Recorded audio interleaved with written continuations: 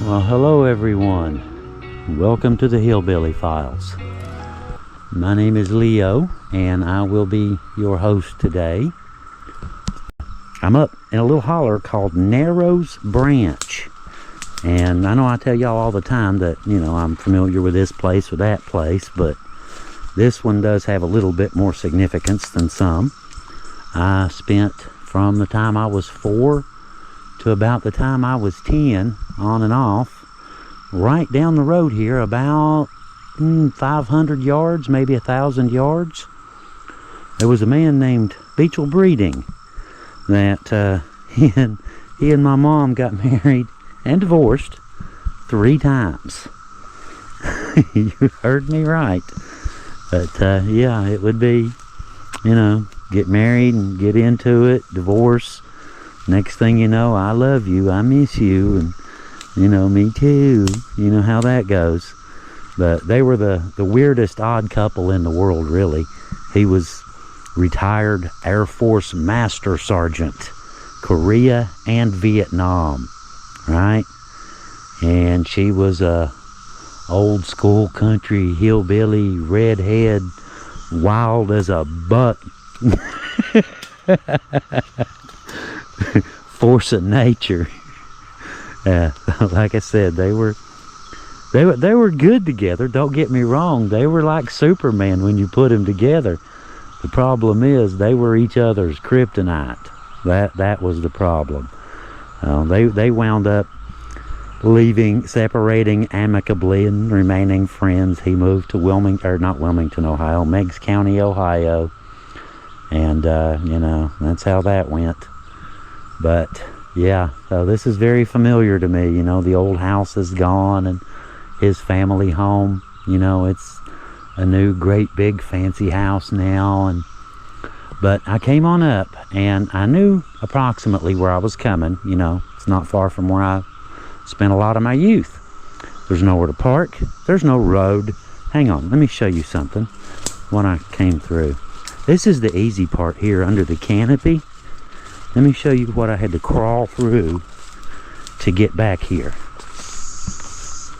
And I'm watching my step here.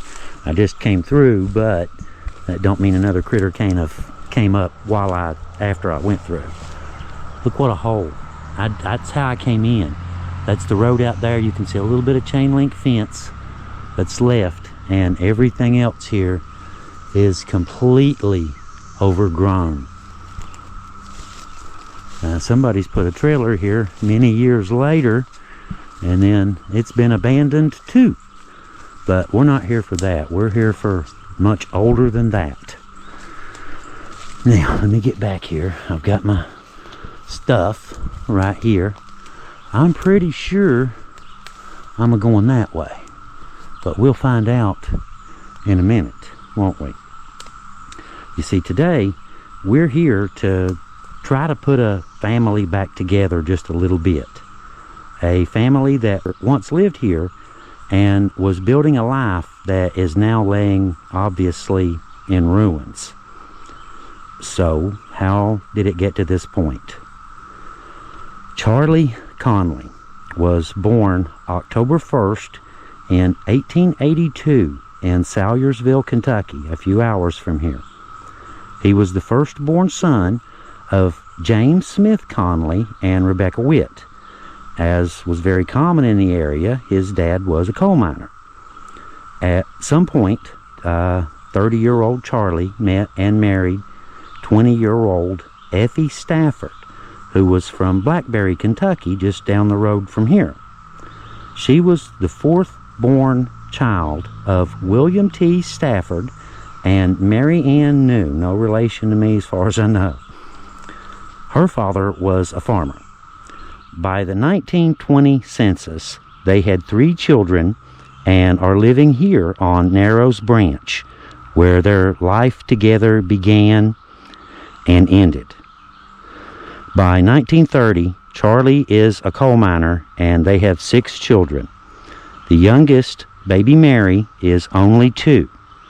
By 1940, they have 8 children. Charlie is 55 and a coal miner still. Their youngest child Philistine, who they call Teeny. From all accounts, life seemed pretty typical for the Conleys. A large, tightly knit, blue-collar family going through life together in a small rural Kentucky community. Teeny was 26 and employed by Murphy's, a department store in Williamson, West Virginia, just down the road a ways. On a warm summer day on August 26th in 1962, Teeny and her mother got into a car and began a road trip. For some unknown reason, the car ran off the road on US 460 outside of West Liberty, Kentucky, a few hours from here. It could have been a medical issue or just not paying attention or even a mechanical failure. We'll never know. But Effie ended up with a broken neck and internal damage. She and Teeny were both killed.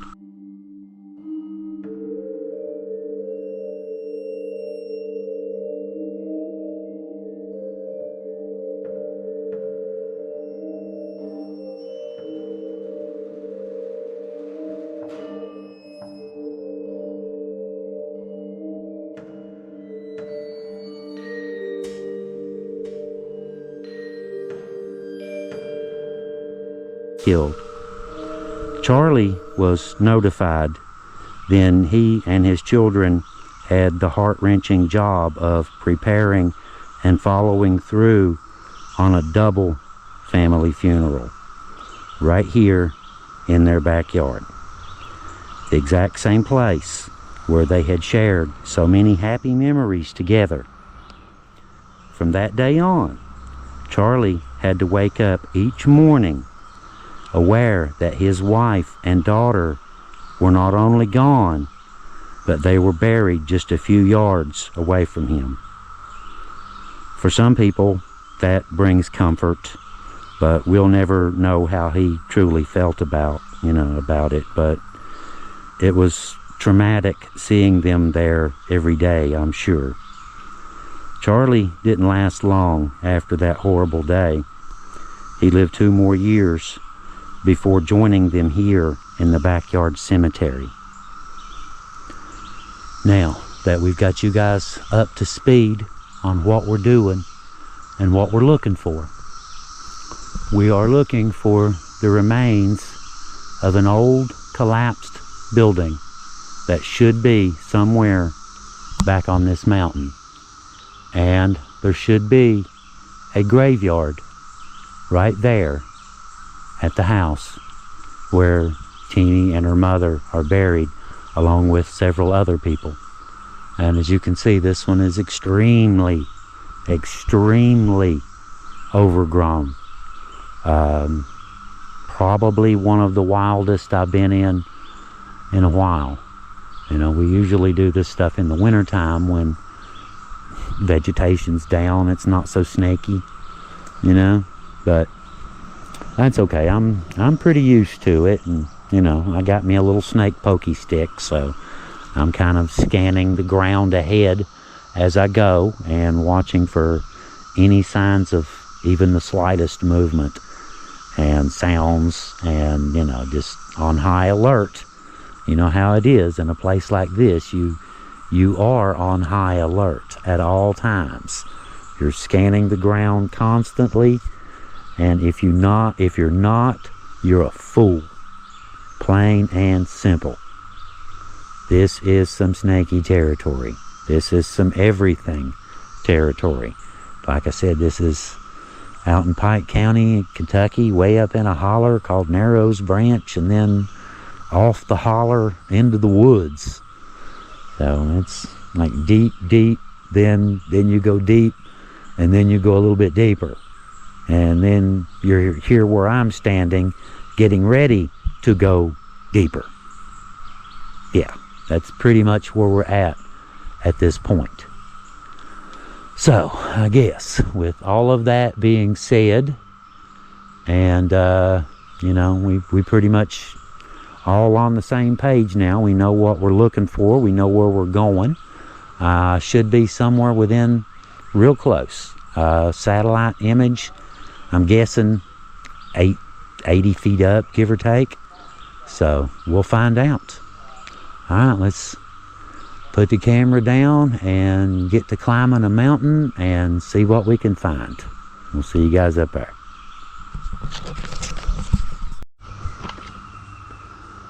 Well, look what I found. Had to crawl through a little bit of stuff and give my little snake pokey stick a good workout, but didn't run across any unknown predators, and it looks as though we found what we're looking for. As you can see, the old house that they had grown a family in and shared holidays and laughter in now sits collapsed and in ruin. But is this story unusual? Not really. That's pretty much how life is supposed to go. You live your life, and if you're lucky, you have some fun along the way and leave a legacy of some kind. The Connley story isn't special really, though having a car accident take two family members away at the same time isn't something that we all experience. The experience of major loss is something that the world experiences daily. It's what happens after death that we need to think about. But for today, we're remembering the Conleys of Narrows Branch, because to truly die is to be forgotten. And as long as the Conleys aren't forgotten, some small piece of them and their loves and their lives and their legacy still exists in this world today. And now that I've told you their story, their memory lives on in your mind as well. Now we're going to look around just a little bit here and kind of show you the old home place. And we're going to see here in a second, I found a road. Well, you can see what I'm calling a road. It's trees and brush and weeds, but you can see what used to be a road. Now I'm assuming that the cemetery is right back up that way, but we're going to go find out just here in a second, because other family is supposed to be there as well, but we only know for sure if we go look, right? But anyway, we're not quite ready to go just yet. We want to look around here just for a second. It's not very big, is it? It looks like it's about 30 feet long by about 12, 15 feet wide. Presumably had an upper section. Let me go under right here.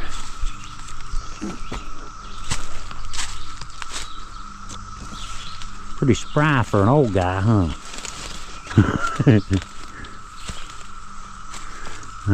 No critters. You have to really watch for copperheads too. They blend in. They blend in well, and they won't move either. They will sit right there until you touch them. But there it is. We found the old house. Not very big, is it? I imagine the winters were pretty rough up here too. The people that I met where I parked my car, they were from up here as well, knew some of the breeding family. Turns out we were on the same party line back in the 70s.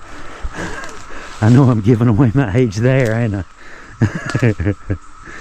Yeah, we were on the same party line. We knew a bunch of the same people. Yeah, it's funny, isn't it? Middle of nowhere. Alright. Let's see. Let me get back down to my backpack here. Well, let's take a look around the front too. A big piece of pipe from something. Probably a water catch. Okay, make sure he's good before we go walking under it. You can see where they had a little path too, coming up to the door, and there's a little road. See that trailer's down there. I had to come up through this way, cross through that junk, but you can see they had a road going up that way and then coming in right there. I can't see, but I'll hold this up and let you guys see anyway.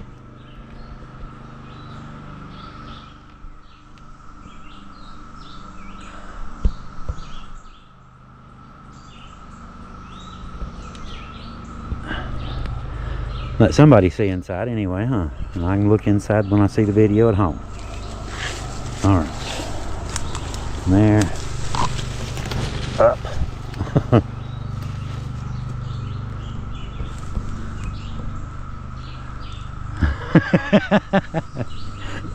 Yeah, I'm suspicious. Looks like that was probably the fireplace where they had to clean out for the fireplace right there. I can see some more old pipes and stuff. Remnants from when the family lived here. I would imagine all of this was cleared at one time. It's probably a beautiful little piece of property. Had a few big ones because there's still some really big ones here. So that was probably here then. And maybe that one. And that looks like about it. The rest of it's pretty short. It looks like they had a couple nice big shade trees. And the rest of it was clear at one point. Which I guess it makes sense, you know.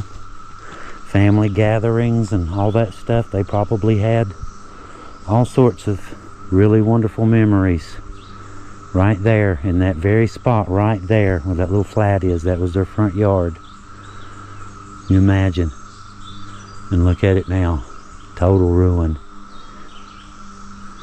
Taken back over by the forest.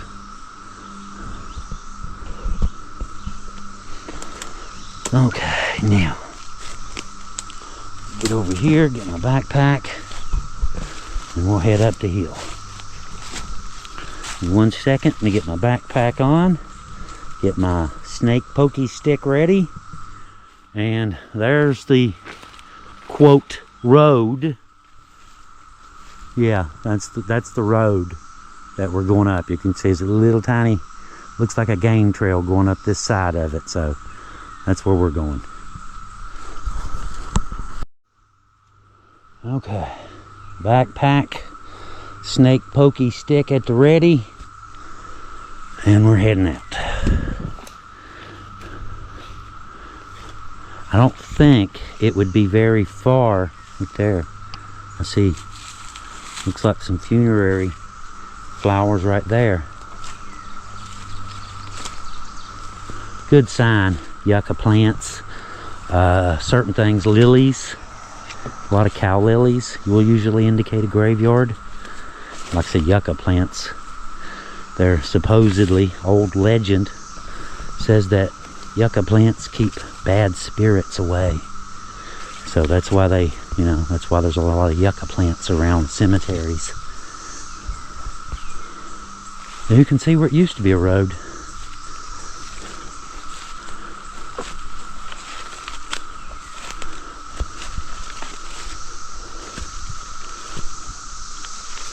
If y'all see any headstones or anything, you give me a yell, okay?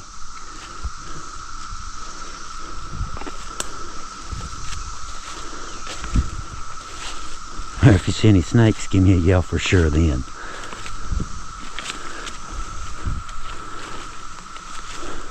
Hello.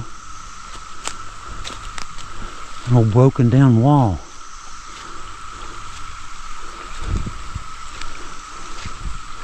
That looks promising. I don't see any stones. Looks promising though. Let's look at this. This was their backyard.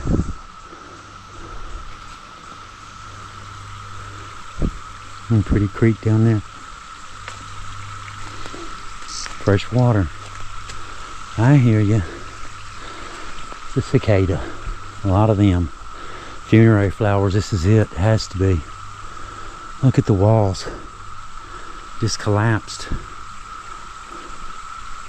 That is wild looking. This has to be it though.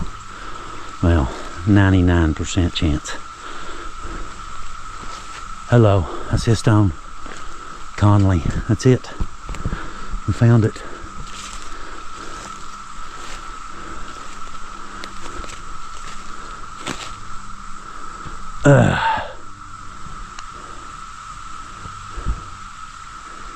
Look at the old,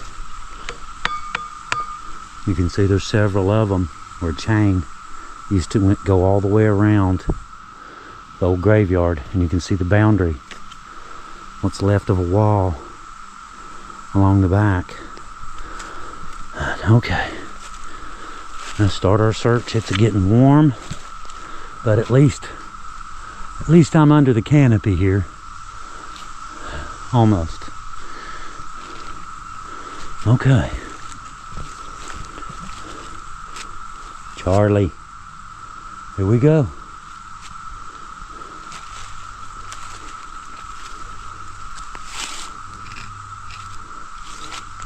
We are on the right track. Let's get to the end.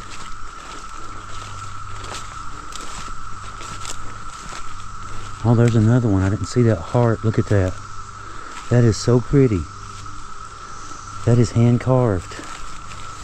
Look at that.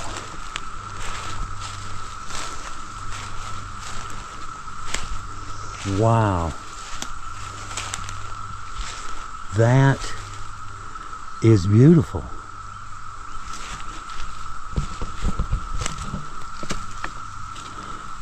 Look at this. Oh, it's a baby. Look here. Teddy bears. Old teddy bears with moss growing on them. There's 4 of them. And a little lamb.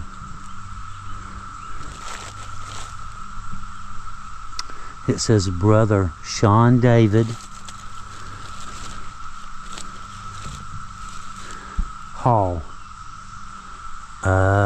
August 7th, 72 to September 30th, 72. It's a baby. Little teddy bears.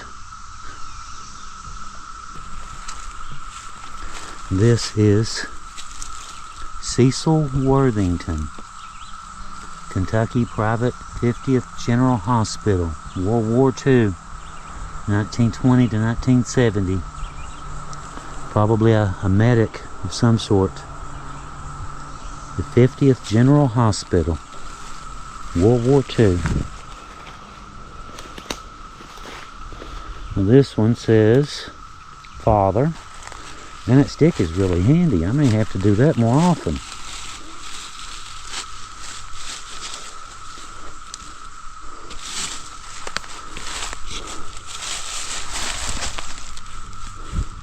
Lawrence R. Moore, Kentucky.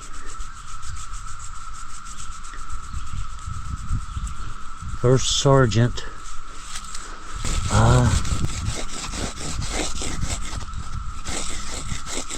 No, it's TSG. T Sergeant. U.S.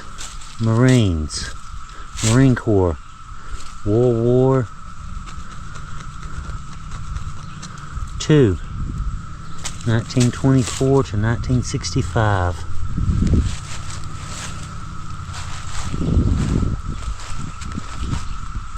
Okay, now this one is unmarked. Well, it's marked, but there's a footstone here and a cinder block as the headstone. Let's see. Is there one in between?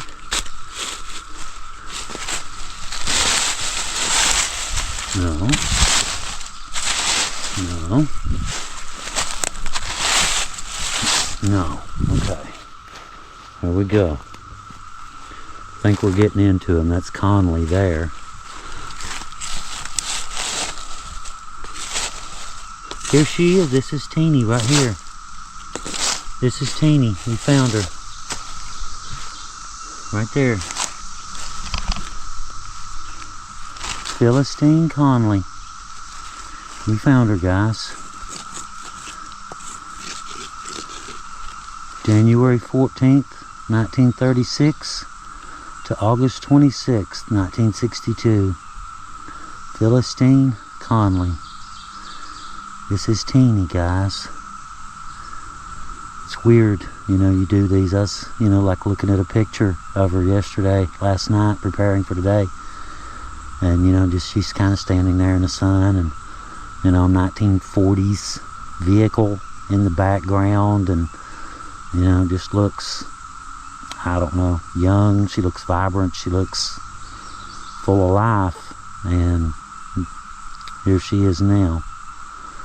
It always kind of strikes me as a little odd when I do these videos, you know. But like we said, that's what's supposed to happen, I suppose.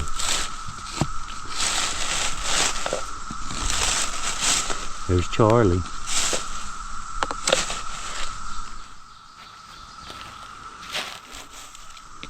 Charlie Connley. October 1st, 1882 to June 27th, 1965. Look at the moss. It's super lush. It's like a carpet up here with the thick canopy overhead. It's just like a super lush carpet.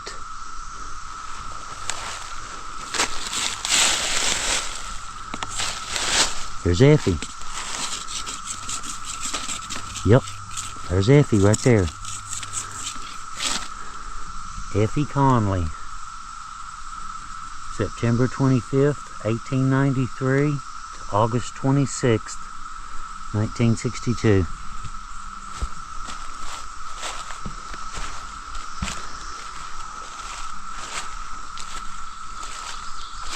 August 26th, 1962. And Charlie right between them. See, I was thinking they were side by side and Charlie on either side, but he's in between.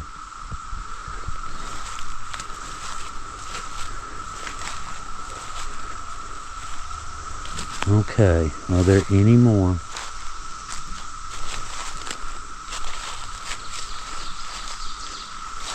I see another cinder block. Could be for another one, could be part of the old wall.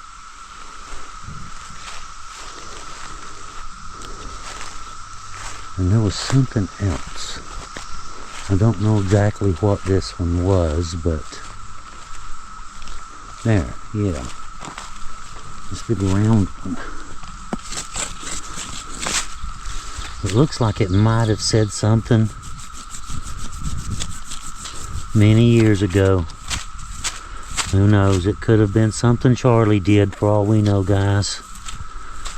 Well, I guess all of it is something Charlie. This is all of it's 100% stuff Charlie did, isn't it? Except for the World War II graves.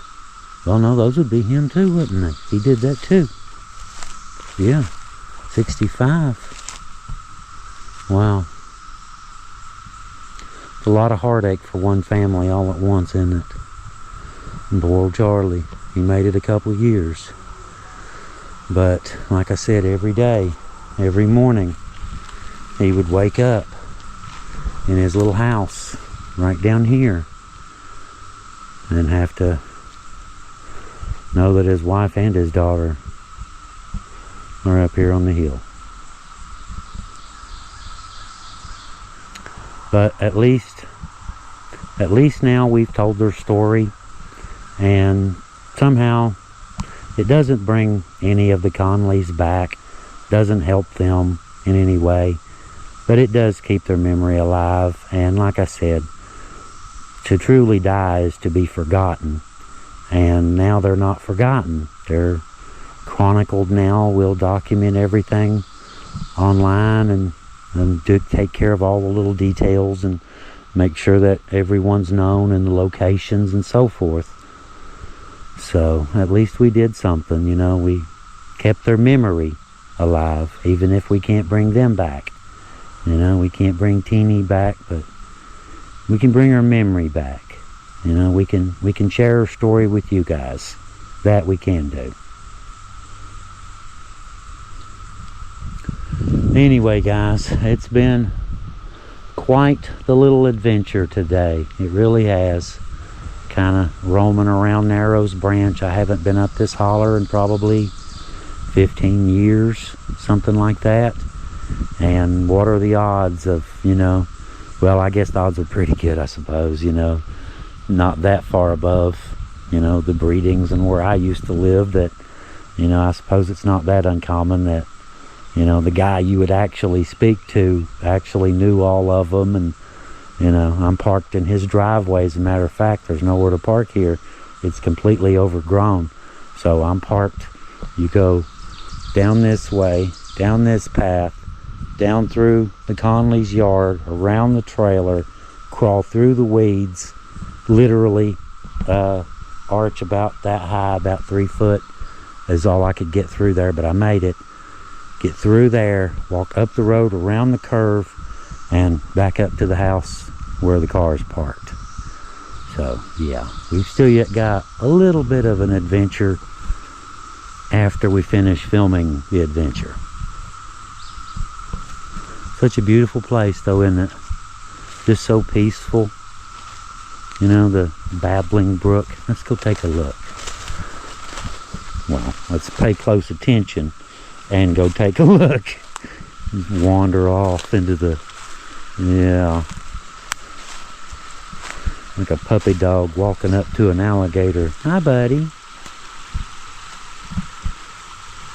Look at that though. Is that not beautiful? The filtered sunlight. I bet that mountain spring water, I bet it's ice cold too. That's where they got their water. 100%. Of course, they probably got it down there a little bit lower. That is really cool though, isn't it? Amazing history. Right in your own backyard. Not necessarily the rich and the famous, but we don't always do stories about rich and famous people now, do we? We do stories about you and I, the us of the world. Although we have touched on a few famous people before. Funerary flowers over here too, I see a few.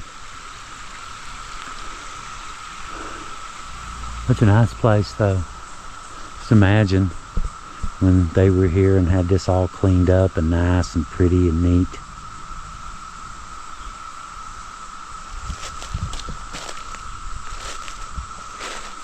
But anyway guys, I guess that pretty much wraps up our story for today.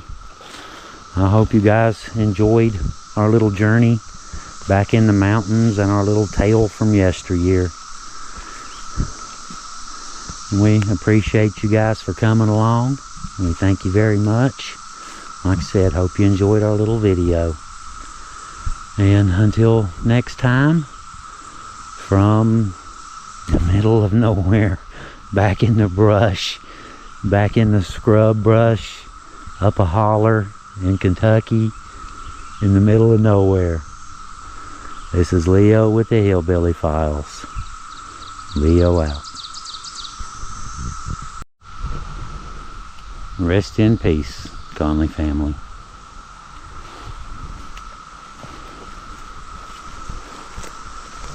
Thought I'd show y'all on the way down.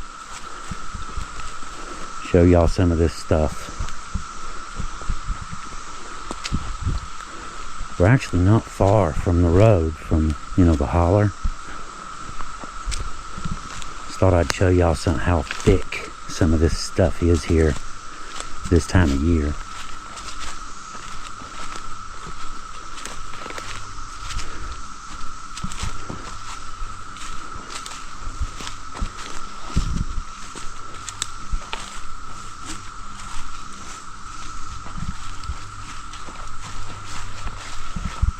About at least knee deep, minimum, usually more. There's a bug. It's all movement. Force of habit. Any hint of movement.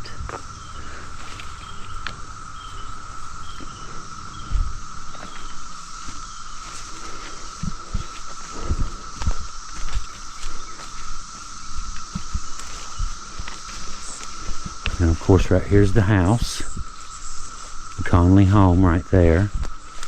What's left of it, the ruins of the Connley home.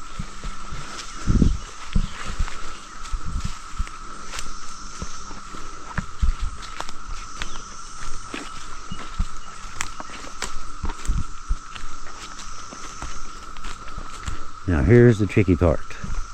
This is the part where you pay attention, because there's so many sticks. Every one of them sticks looks like it could be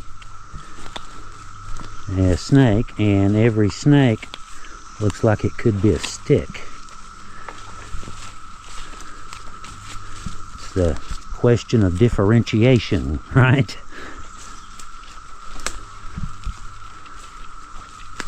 Looks like that's been here a long time too. Trees growing out from under it.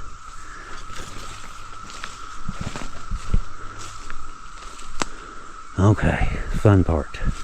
This is the part I really wanted to show y'all right here.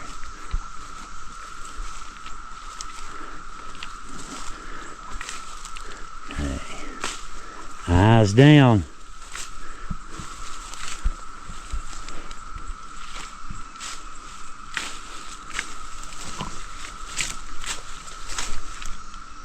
Leaf.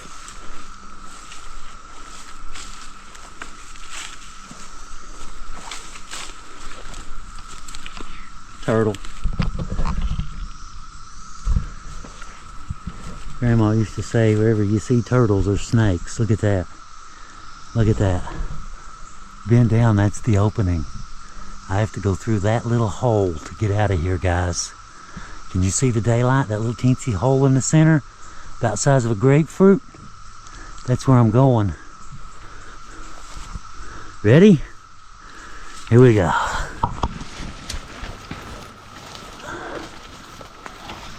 Stick. You can see where I broke stuff coming in. Alright, hang on. Poison ivy vine around my throat. Hang on.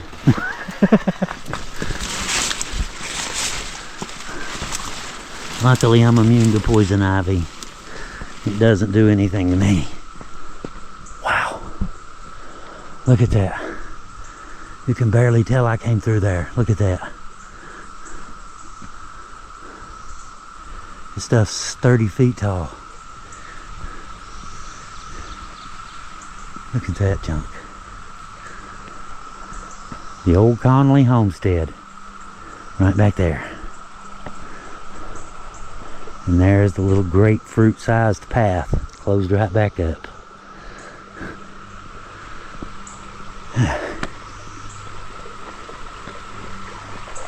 Okay, now we are out. Headed back up to the car. And we've got everything done. We'll see you guys next time. Leo out.